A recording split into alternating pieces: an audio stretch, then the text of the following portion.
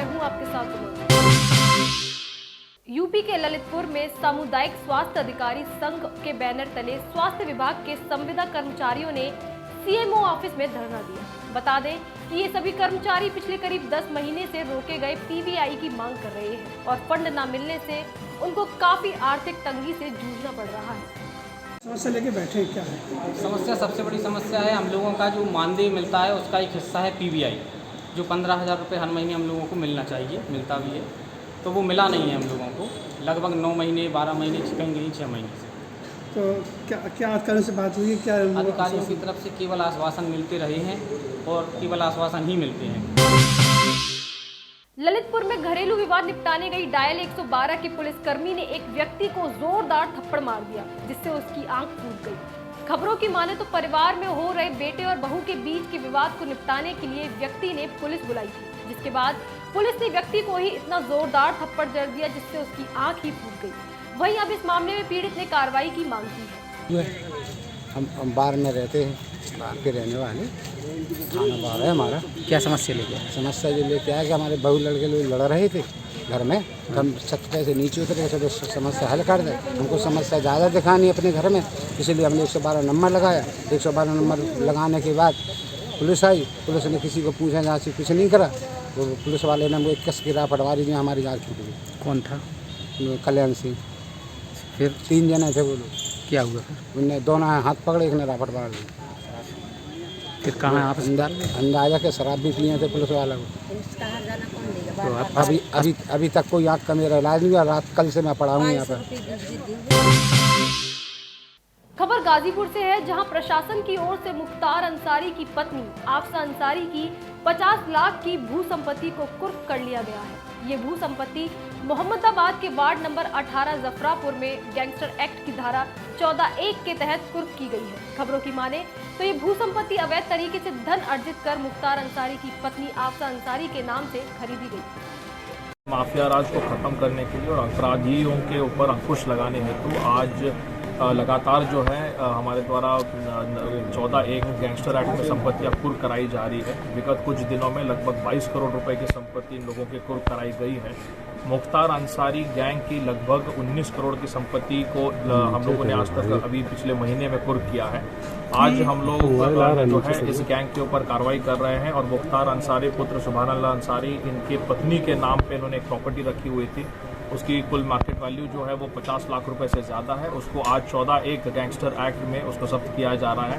इन लोगों की बाकी भी संपत्तियां जो है हमारे द्वारा उसका वो फाइंड आउट की जा रही है और इन लोगों के जो भी गैंग मेंबर्स रहे हैं, जिनका नाम गैंगस्टर एक्ट में है, जिनका नहीं है, उनके ऊपर गैंगस्टर एक्ट में मुकदमे पंजीकृत किए जाएंगे।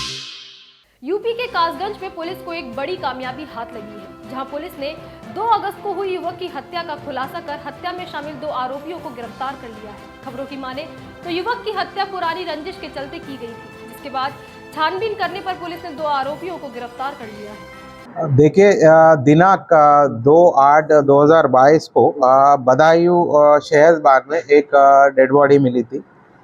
उन्हीं के जो डेड बॉडी मिला था, उनका जब छानबीन की गई थी, उनका नाम है भोजराज, जो ये निवासी है सोरो अलीपुर बरबरा के हैं।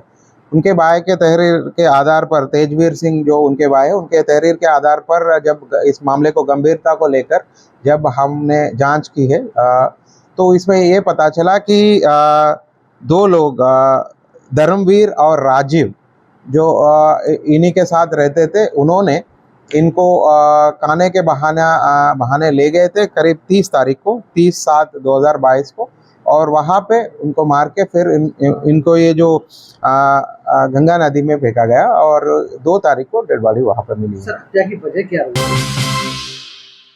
यूपी के भदोई में एक पेट्रोल पंप से AK-47 पिस्टल और भारी मात्रा में मैगजीन बरामद हुई है। खबरों की माने तो ये बरामदगी पूर्व विधायक विजय मिश्रा के बेटे विष्णु मिश्रा की निशानेदेही पर हुई।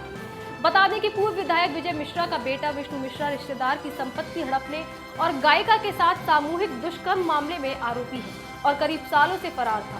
साथ ही उस पर 1 लाख का इनामी भी घोषित था, जिसके बाद वाराणसी STF ने विष्णु मिश्रा को पुणे से गिरफ्तार किया।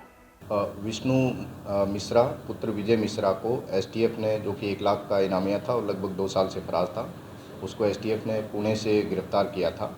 आज माननीय न्यायालय के आदेश से उसका पुलिस कस्टडी रिमांड लिया गया था और उसकी निशानदेही पे आज थाना गोपीगंज के अंतर्गत एक पेट्रोल पंप से एक AK-47 राइफ़ल, 4 AK-47 राइफ़ल की मैगजीन्स और 375 AK-47 के कारतूस, इसके अलावा एक अत्याधुनिक 9mm की पिस्टल और उसकी एक मैगजीन और 9mm के 9 कारतूस, ये उसकी निशानदेही पे एक पेट्रोल पंप से गोपीगंज थाना के अंतर्गत बरामद किए गए हैं।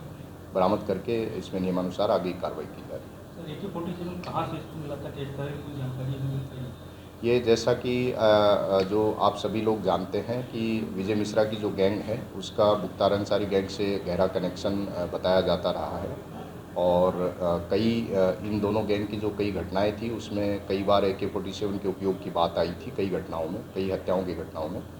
तो इस चीज़ के बारे में अभी विस्तृत जानकारी की जा रही है कि ये AK-47 और जो अत्याधुनिक पिस्टल है ये इनको कहाँ से मिली और इनका इस्तेमाल कहाँ कहाँ हुआ है। सर, ये जो पेट्रोल पंप है ये किस तरीके का पेट्रोल पंप चल रहा है, बंद है, किसके नाम पर? ये अभी तक की जो जानकारी है ये विजय मिश्रा या उसकी पत्नी के नाम ये पेट्रोल पंप था और इसके गैंग के जो साथी हैं उन्हीं में से किसी के द्वारा चलाया जा रहा था और अभी वो साथी पिछले कुछ समय से जेल में था। तो ये इस संबंध में अभी जानकारी प्राप्त हुई है, बाकी इसकी डिटेल और जानकारी। फिलहाल के लिए इतना ही। ऐसी तमाम खबरों के लिए हमारे चैनल को सपोर्ट करें, सब्सक्राइब करें और वीडियो शेयर करना ना भूलें।